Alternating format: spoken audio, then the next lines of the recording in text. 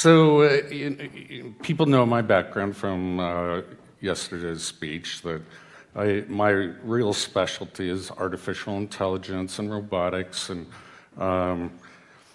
redefining what human beings will be in the future. And a lot of people find this scary. I don't want to be redefined. I don't like this idea, something that's beyond my control. The very sense of self is going to be altered. Well, you're actually under a lot of control systems, and you have been since birth. Indoctrination, how did you learn to speak the language that you speak? What's etiquette? How do you know how to behave in society and culture? So you've been indoctrinated. There are a whole bunch of forces that are controlling you and manipulating you at any time.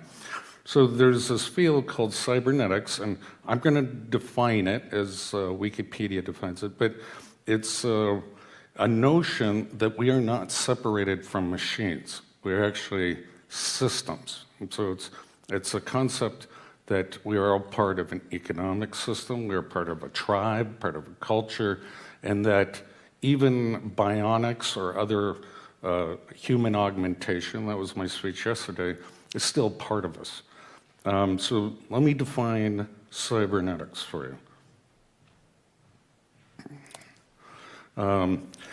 So the man who actually defined the word, created it in 1943, was a guy by Norbert Wiener. Same time the CIA was created, by the way. But the science of control and communication in the animal and the machine. Now, there are many definitions of cybernetics. I think I read about 71 of them before creating this presentation. And many individuals who have influenced the definition of direction of cybernetics. So the man, Norbert Wiener, a mathematician, engineer, social philosopher, coined this word from the Greek, which means steersman or governance. He defined it as the science of control and communication in the animal. In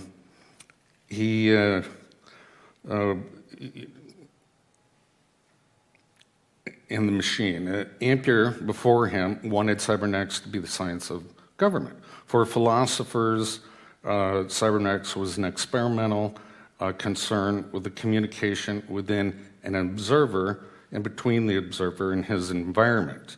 And there have been several other people that have tried to precisely define this word cybernetics, but it's a very difficult abstraction. And I studied under Noam Chomsky for linguistics at MIT. He's kind of a political activist, but he's a brilliant linguistic teacher. And I studied for artificial intelligence to have computers translate natural language processing.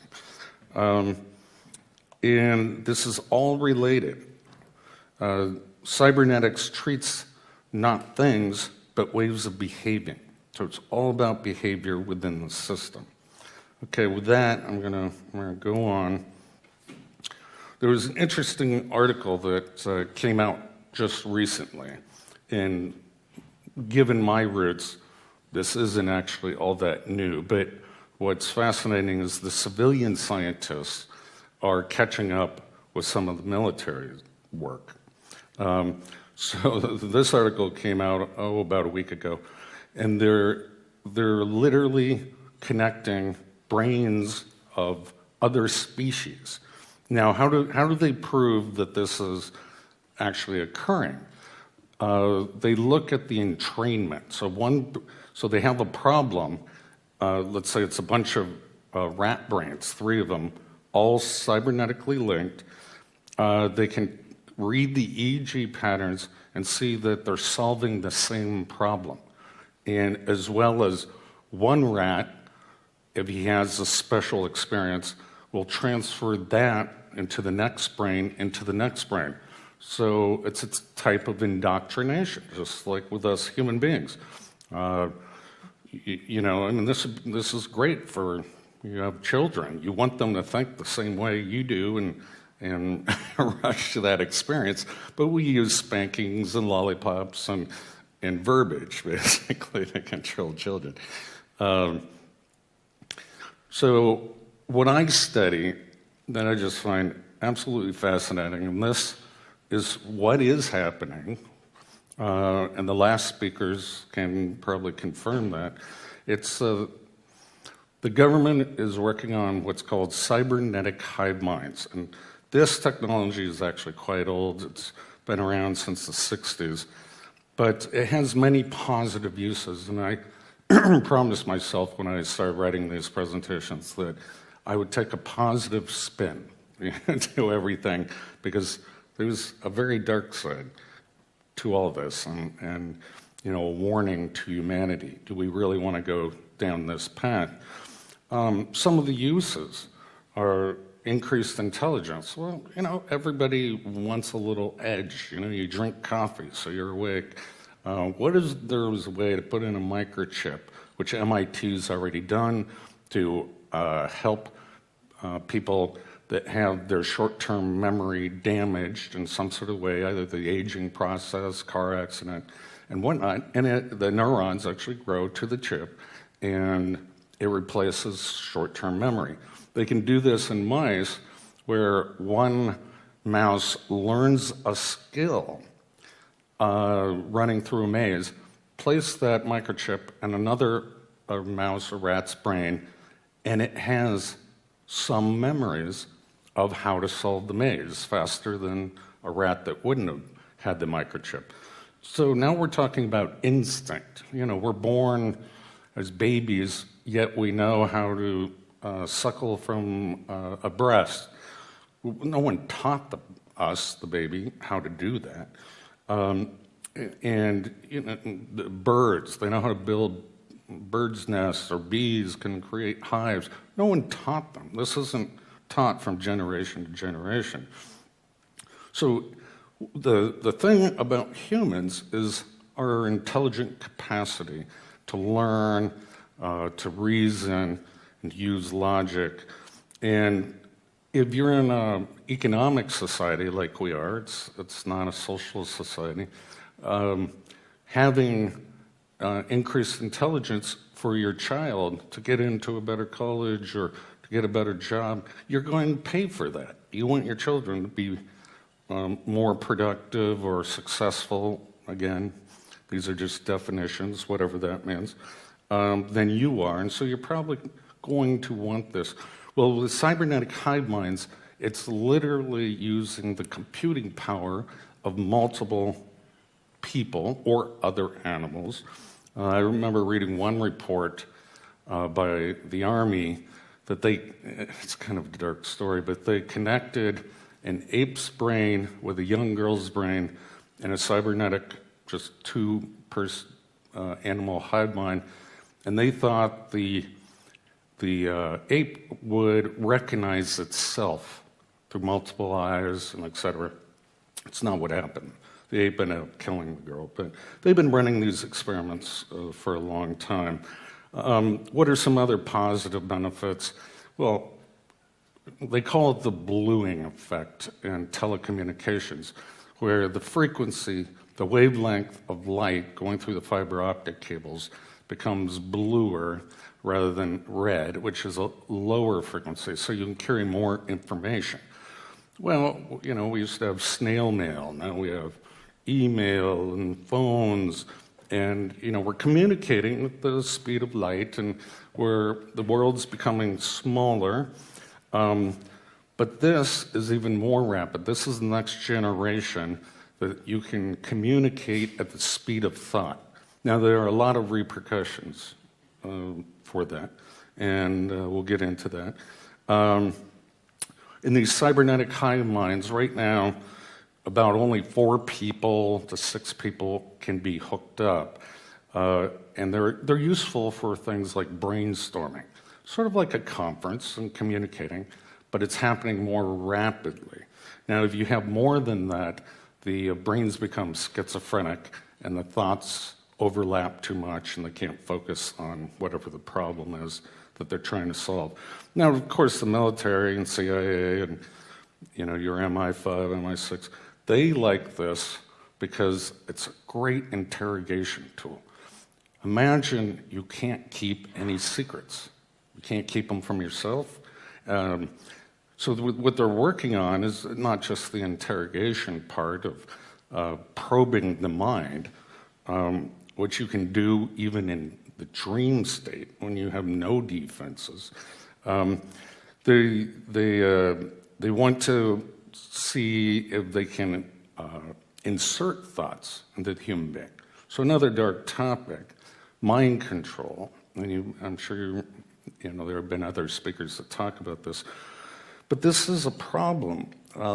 We all love our privacy. We all love our sense of free will. And I do strongly say it's just a sense of autonomy.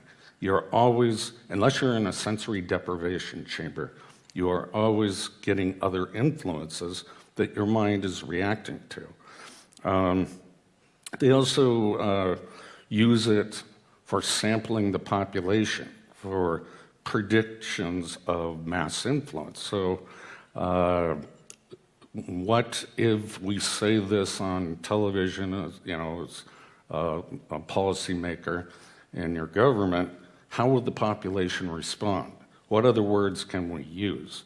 And so it's a way of testing and polling the population without them even being aware that that's happening. But my favorite is accelerated education. I spent so many years in school, and probably a third of my life. Imagine that you can pay for a system that clones your professor's ideas and thoughts quickly, eliminating all the errors of thoughts and et cetera. I mean, that's a huge boost to the economy because we spend so much money on education. But is that mind control? You got to ask yourself, is education mind control? It's a way to teach people how to think. Is it mind control? And these are ethics and morals that you're going to have to determine for yourself. So I was talking a little bit about mind control in particular, and something that I worked on that I'm not proud of, but it's called the voice of God weapon. So there are 4 different techniques and technologies that can pipe voices into an individual's head. And once you can do that, you can control them using neuro-linguistic programming techniques. You're rewiring their thought processes and brains. And so this gets into what's called offensive information warfare. And they used it, I believe, in the Gulf War to tell the enemy at that time, lay down your guns, this is Allah. And it worked pretty well because hearing voices which have no direction or sound, you have to assume that it's some spiritual entity.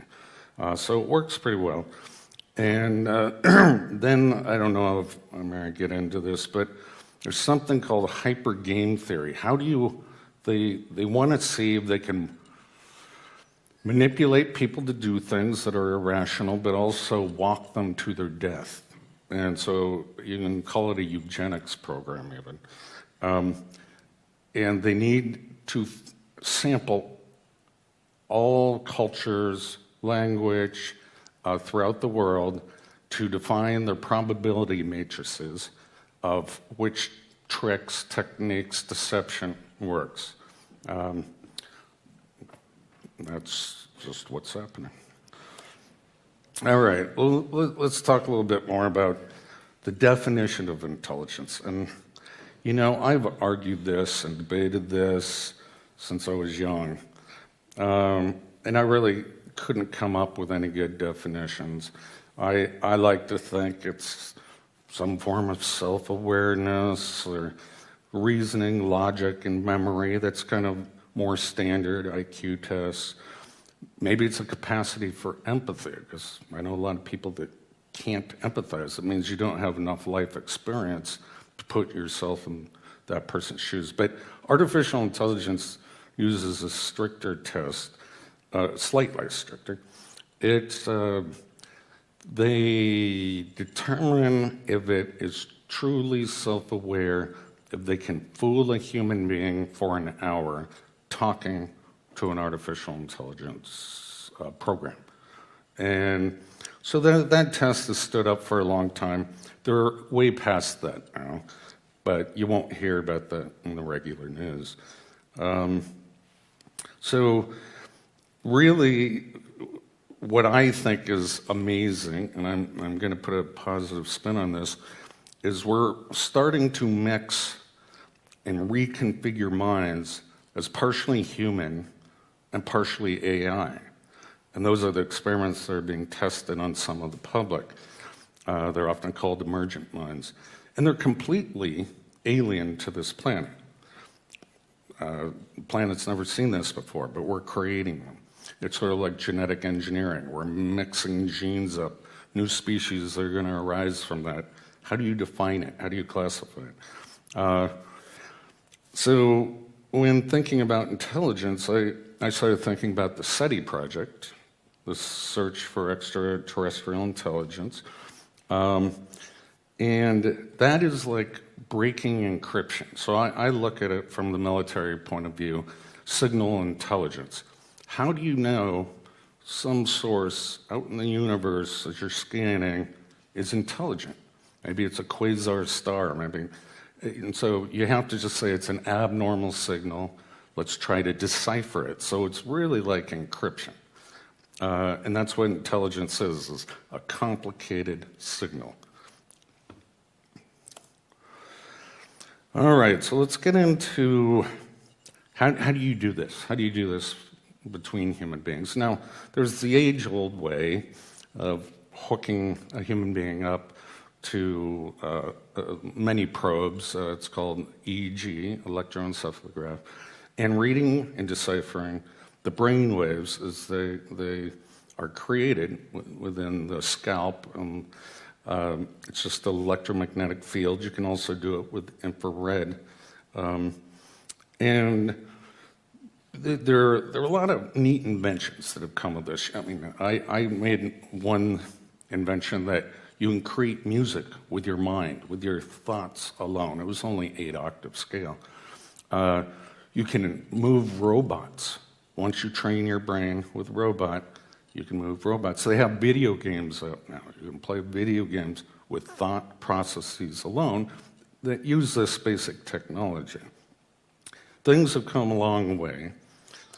And now we have, which are magnetically activated nanoparticles and sensors. So how do you control the brain? Most people don't believe that.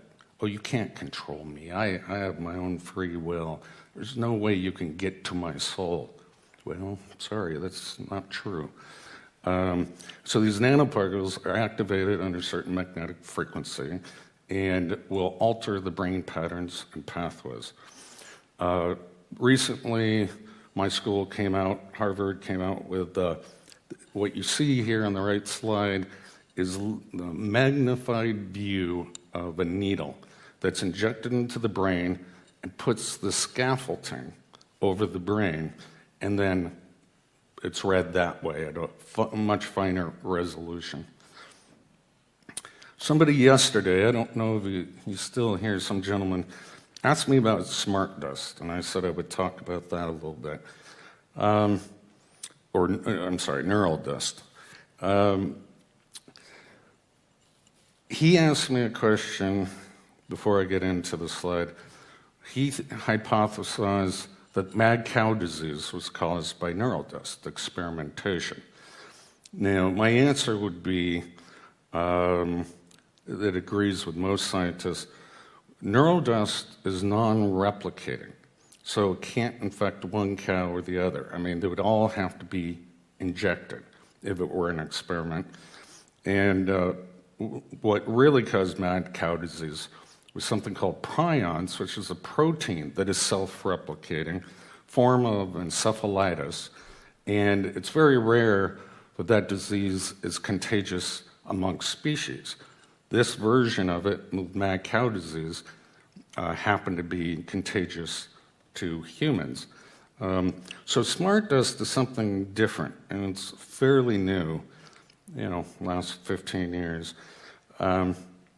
And you can inject a person, and it's just really tiny microcircuits that act as transmitters all over your neurons, and they settle there, and then you can read them remotely. What would happen? Well, it probably would create something like mad cow disease, I imagine, but it's a way to read brains. It's one of the many techniques. So let's talk about a little bit about deciphering the audio and visual cortex.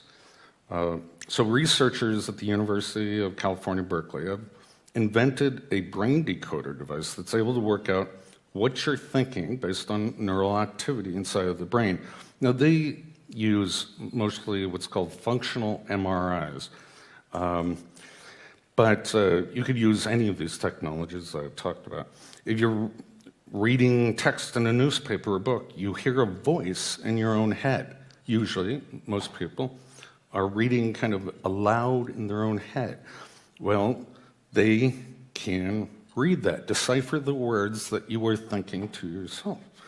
And similarly, several other universities have been working on dreams.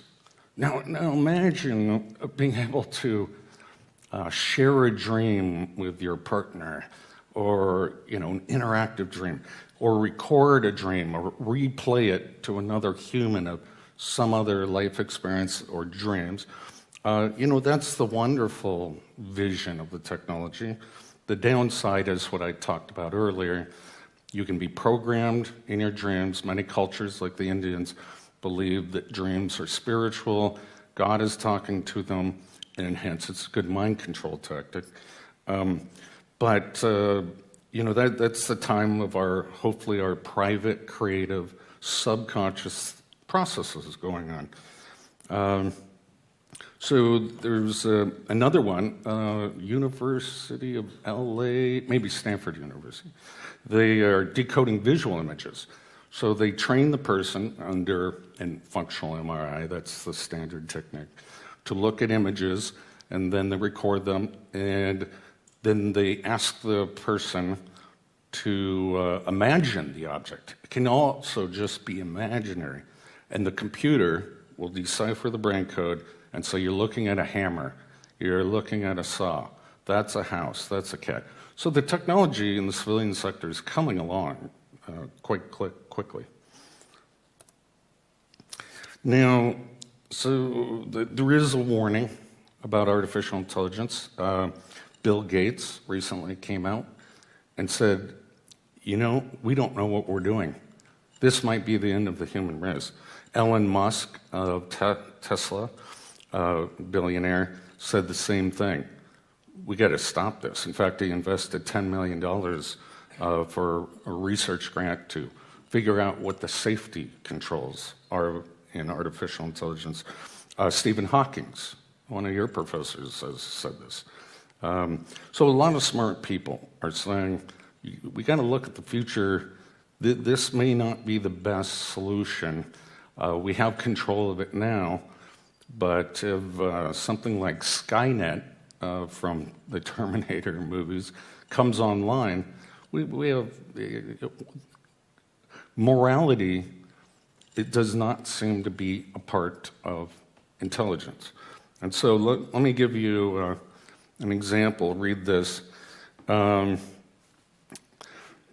Human, so this is the human being, and this is out of Google, by the way, says, tell me the definition of morality. The machine, the AI program, says, I don't have ethics.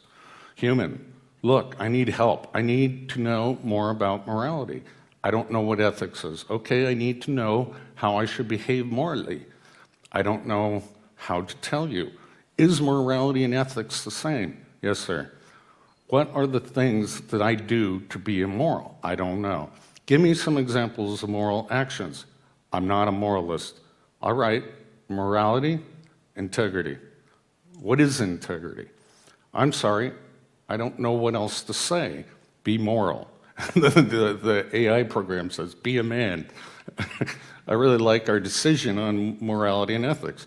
And the machine says, and how I'm not in the mood for a philosophical debate. What do you want to talk about? Nothing. So he totally shuts down his master, his programmer. I thought that was brilliant. Let's see. Okay, and I'm going to get a little bit off topic here. I'm coming sort of to the end of my presentation, so hold on there. But, and I'll show you how this is a little relevant. There's a technology that, this is out of Japan. This is a company that's doing a three-dimensional television which you can touch.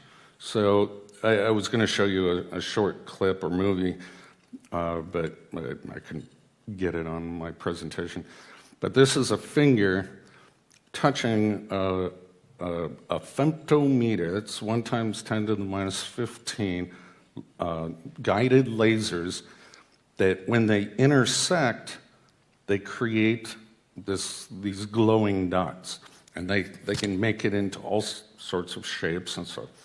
And the reason I bring this up is because this technology has been around far longer than, again, civilians know about. And it's a way that the Air Force is creating orbs in the sky, many orbs, through intersection of these high-powered lasers. Now, you can't see the lasers because they're out of our visual range, but where they intersect, they'll create a glowing ball. Now, that's great for Air Force because you're ionizing the air, and that creates a radar deflection. So you can, for your enemy, you can make it look like entire fleets are about to approach and bomb and whatnot. It's all an illusion. It's all an illusion. But this is a cool technology that's coming about. So you can imagine combining some of these technologies. Let's say you're reading someone's dream. Well, you can touch it and change it in 3 dimensions. I mean, there's a lot of possibility, a lot of potentials there. I worked on eye tracking, eye gaze interfaces for the military, the DoD, and wherever you looked, it's looking at your pupil and a reflection of infrared light. Your mouse cursor will move. And then when you're on whatever menu item you want to do, you blink and slowly, and then you drag it down, and then you blink twice, just like you do in a mouse click. And that's an operating system that's completely, hands off. I mean, there was also a voice recognition system built into it too.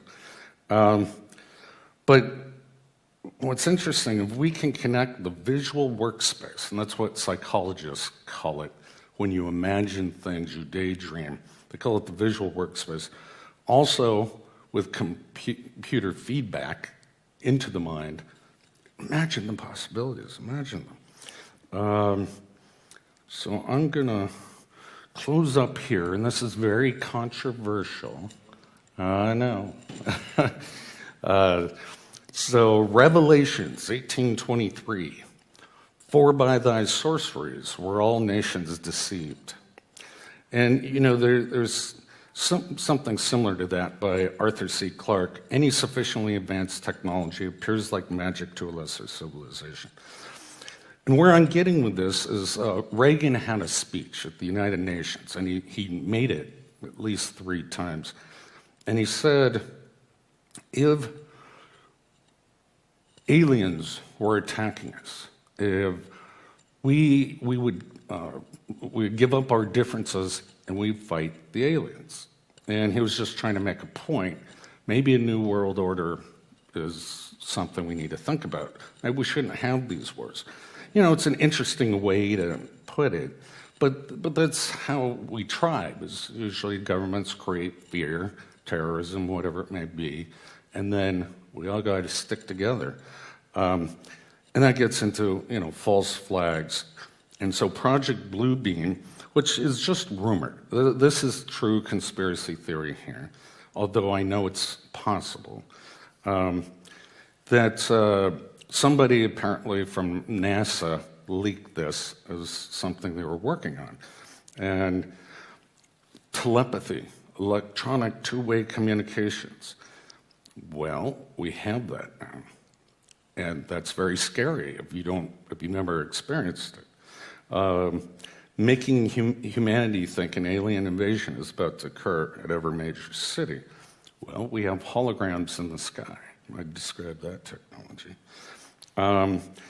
And, you know, they talk about other things that might make this come about. But all I am saying is beware. So, for example, I'm going to say something controversial. I love crop circles. I think they're just beautiful art. And the effort to make them is incredible. But I happen to have known a few gents back in America that were engineers and artists, and they built a machine that was all automated, GPS run. They would do the design, and they built a 10-mile crop circle in Nevada. You could only see from airplanes or satellites. And it was gorgeous, But I was impressed by the engineering. I don't know if they're real or not. So I love mystery and wonder, and all that gives us, I think, as humans, we want hope. We want to think we're not alone. Somebody will save us from ourselves.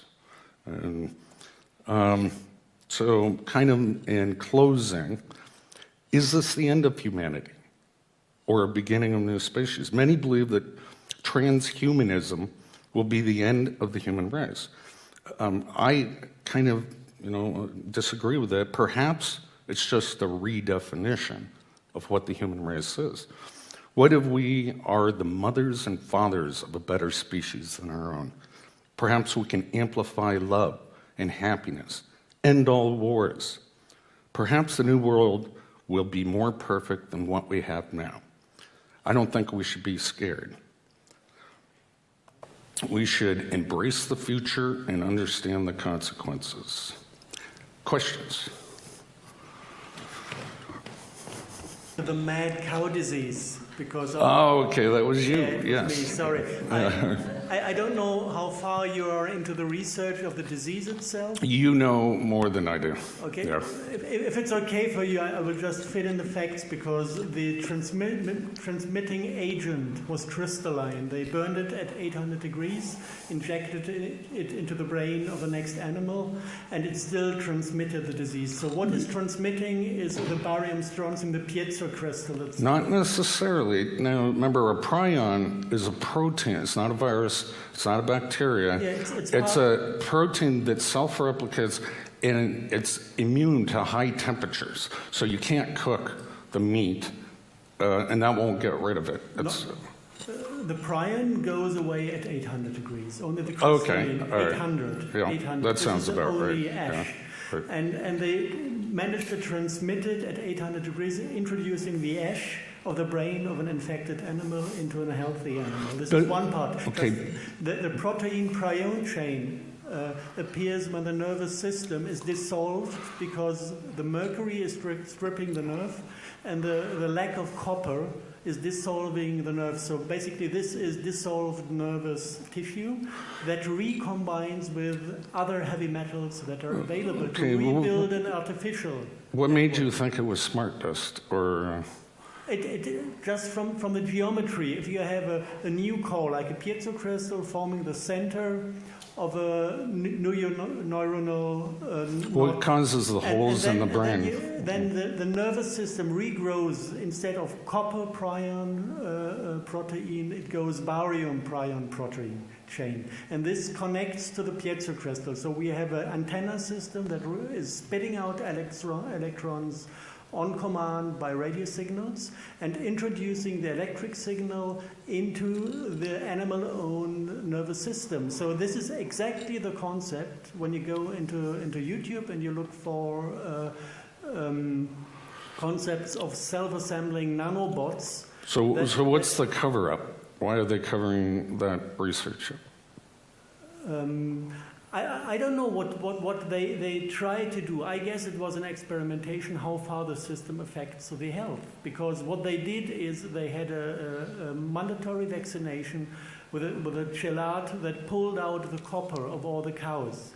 And this is where the disease started. The lack of copper started the disassembling of the nervous system.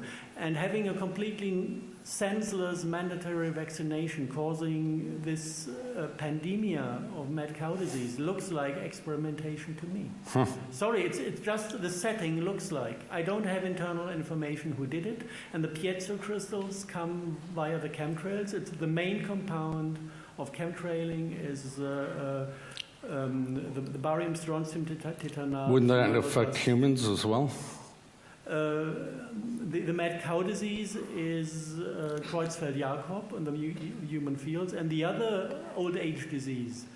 Alzheimer's. Don't take on barium and strontium, they take on lead, that it's ALS, so they take on aluminum, then you have Alzheimer and dementia. So basically all the old age disease look like a side effect of this dust used as Interesting theory. Yeah. It's all in the papers. The biochemistry is fitting 100%.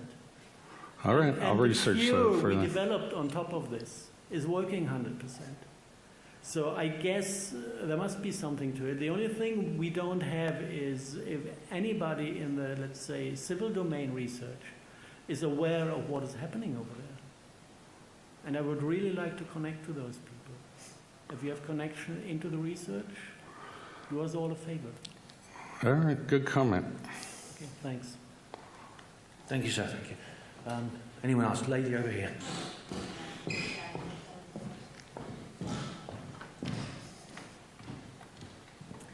I was just wondering if you could speak more on the allowing supernatural forces going through the fiber optics and the coast cables.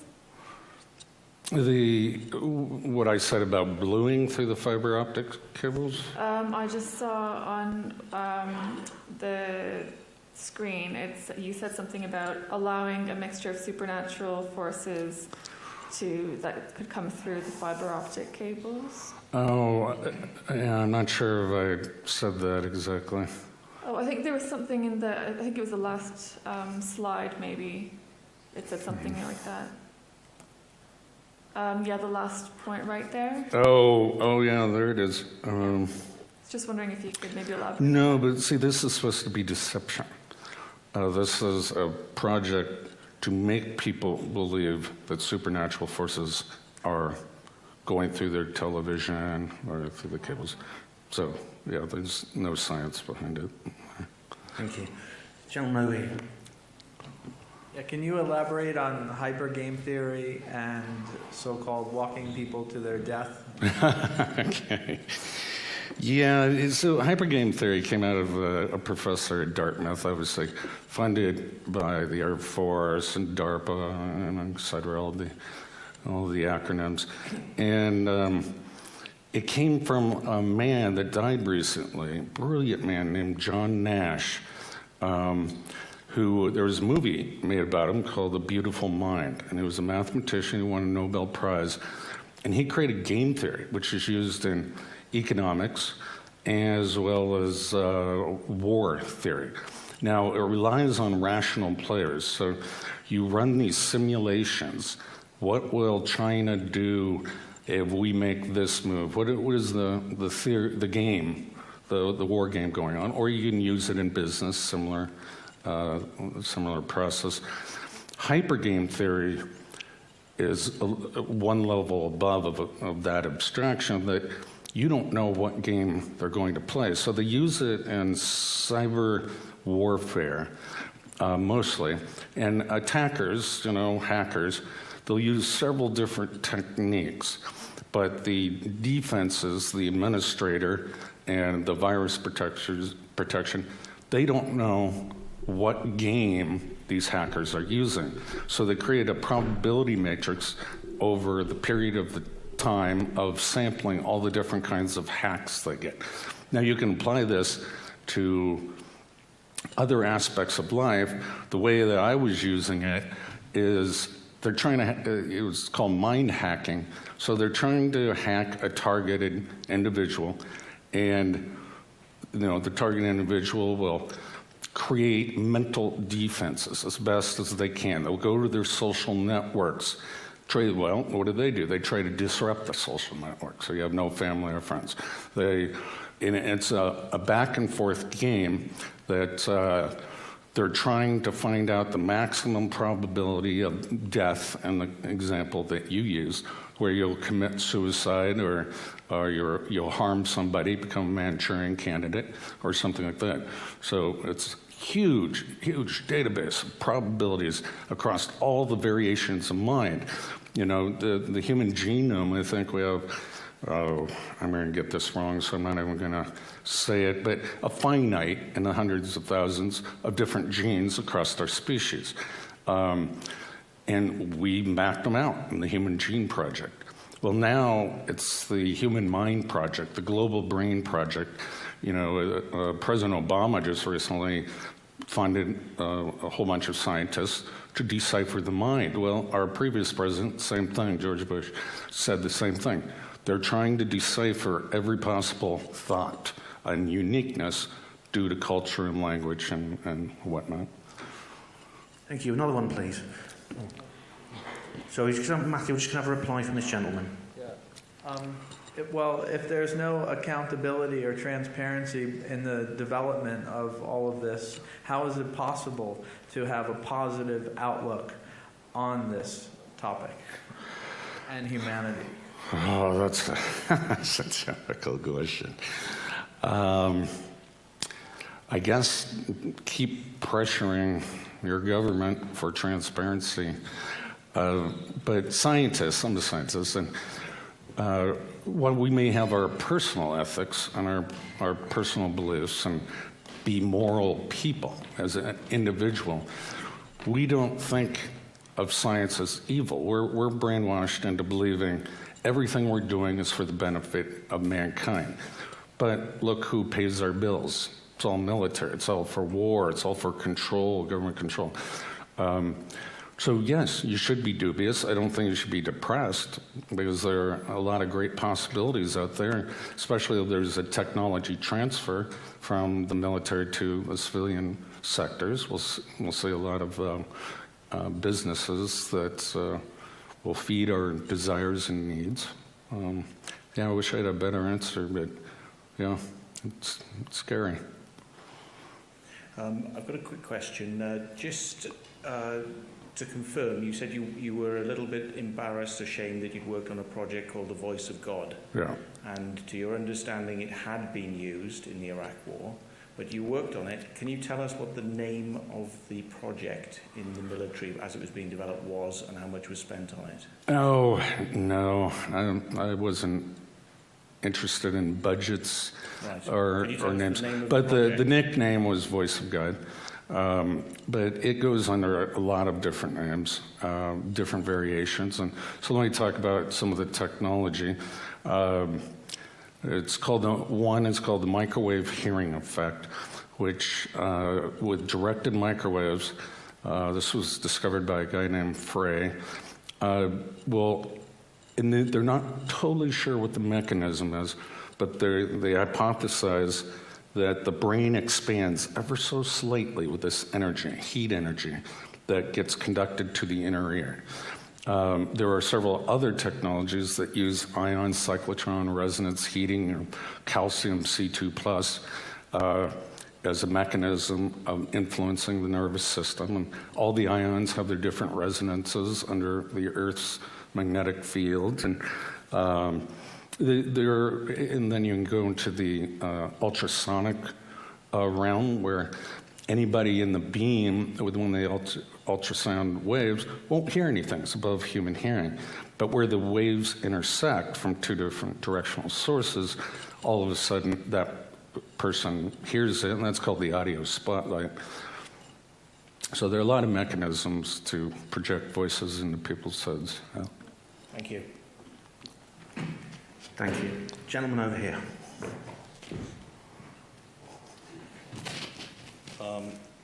Due to some unusual experiences in the past, I'm interested in the phenomenon of time. Now, what's the latest on time travel, time anomalies research, portals, the elevator to Mars, the so-called, and stuff like this? Well, I don't know too much about time travel other than what Einstein predicted is near very high gravitational fields, and this is general theory of relativity. So like near a black hole, you can shoot yourself into the future if you circle around it. But, and you know, we have that CERN super collider that's online. That's going to create some interesting relativity effects. I don't know any instrument that can beam you back in time. That would be a paradox in the universe. The gentleman wants to reply here. Actually, I developed some kind of a theory which is more spiritual in that sense.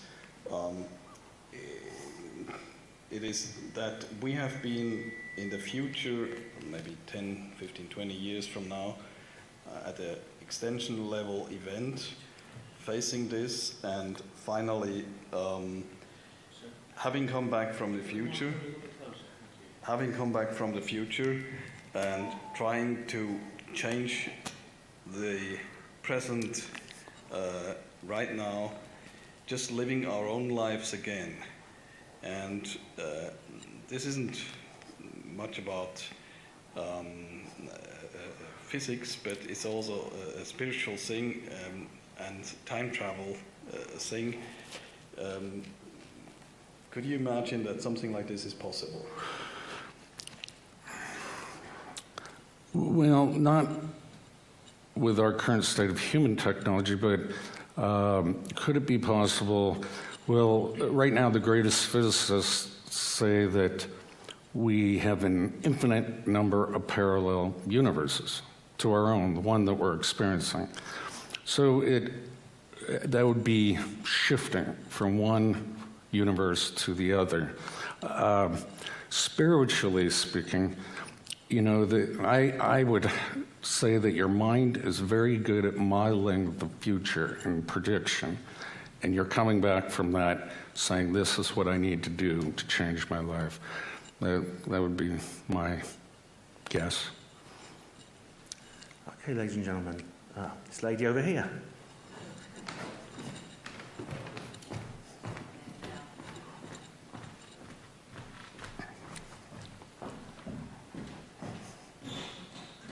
Hello. Hello.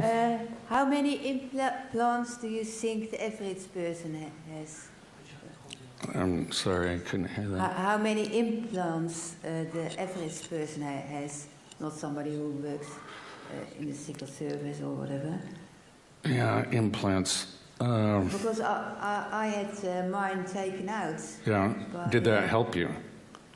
Well, now you just can do it on galactic connection, and they do it spiritual.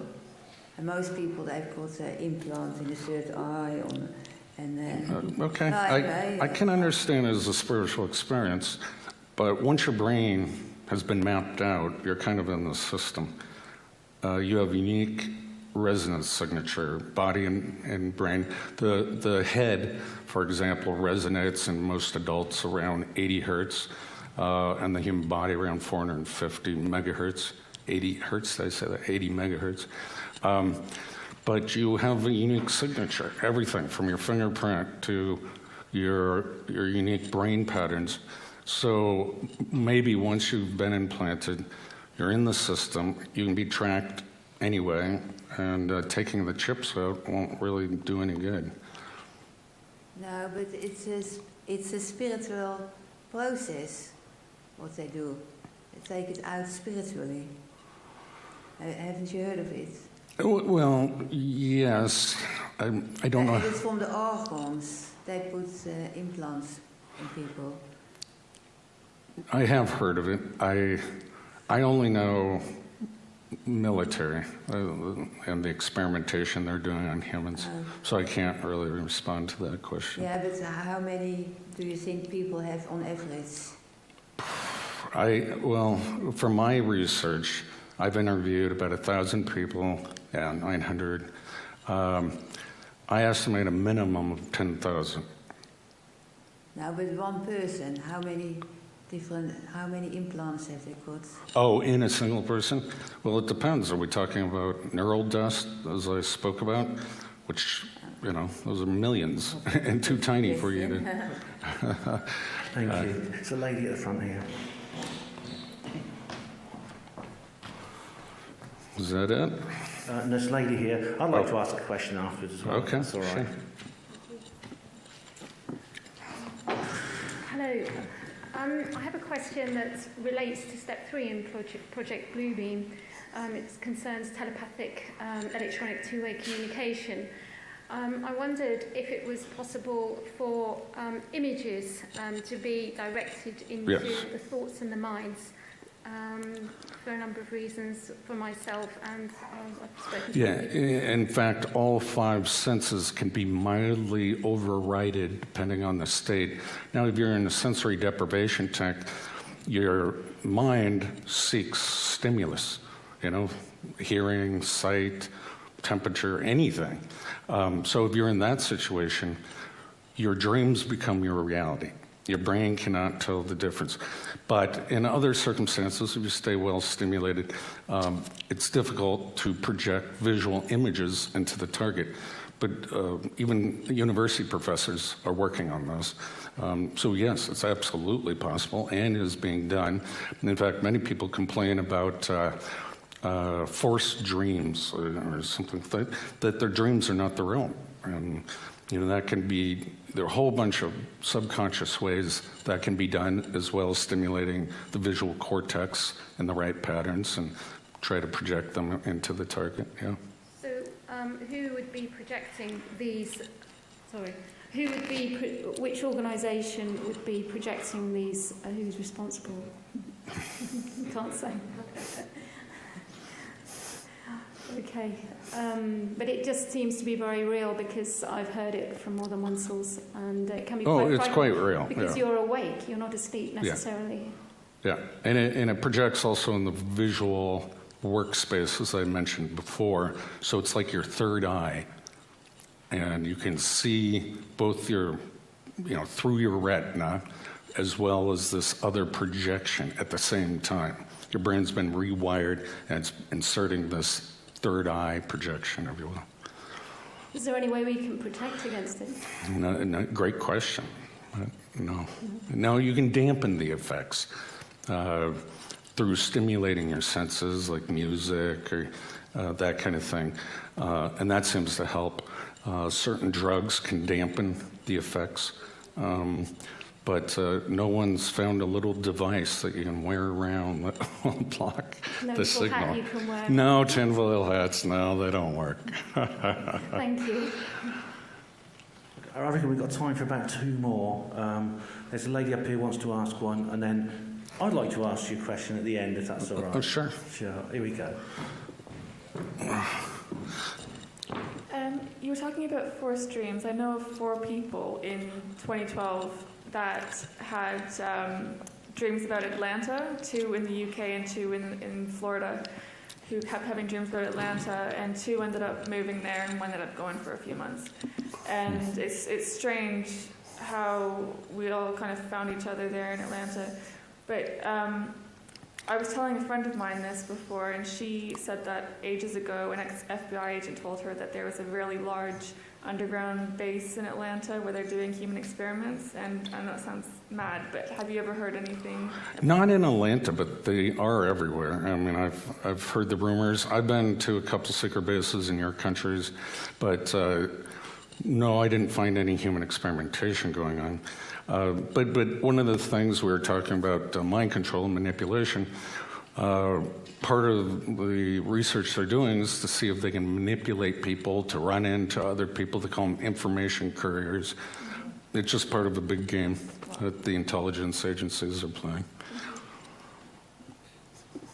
Okay, I'll come down on the stage, actually, because I think it's probably going to be the last question. Now, Dr. Duncan, you've given us a lot of reason over the last 2 days to be concerned by the potential for abuse of this technology. At the end of your presentation today, you feel quite optimistic about the idea of transhumanism. I mean, maybe you're talking about a perfect world where we can draw perfect circles or whatever, but in my view, how is it possible for transhumanism to be a good thing without some almost unimaginable social revolution? And I mean, as Max Egan, I don't know if you've seen Max Egan's video about transhumanism. He puts it very succinctly, and he says, how much can we be transhumanized without losing our humanity, especially where we have rulers who have none? And that's an excellent point, and that's why I try to ask more questions than I answer. It has to be a social revolution. I mean, that's the only way it could be accepted by society. But this is so gradual within our generations that it will become more and more acceptable. So people walking around with Bluetooth, headsets. Well, now we accept that. They look like the Borg, and so slowly this will eventually be rolled in, and we won't give it another thought. When a child is born, we genetically engineer them, with blue eyes or whatever. Some might argue, though, that the technology we already have, is sort of cutting us off from each other. I mean, I'm guilty here myself. I apart from my family in my hometown and the men I live with, I know one person. But I have thousands of friends online, so maybe... Yeah. So is that just a redefinition of how to be social? What is a friend on Facebook? How often you talk to them? You can't shake their hand, you can't hug them. I don't know. This is something society is going to have to deal with. This is a social revolution. It's occurring right now at a very rapid rate. I call it a cataclysmic evolutionary event in mankind. Yeah, it could, and also, since we do have a malevolent elite in this world, the potential for the potential danger here is enormous. It is, and I think there may be an agenda to depopulate the world. Oh, I think there is. Yeah. Okay. Well, ladies and gentlemen, sleep tight. I know, but it's grim stuff. I know, and it is grim stuff. Leave on a happy note. Look at it this way. I mean, if people are not talking about this, then it'll be an awful lot worse than if people are talking about it. I mean, that would really scare me if this was going on and people were not talking about it. So, Dr. Robert Duncan, thank you very much for speaking to us again. Thank you for having me.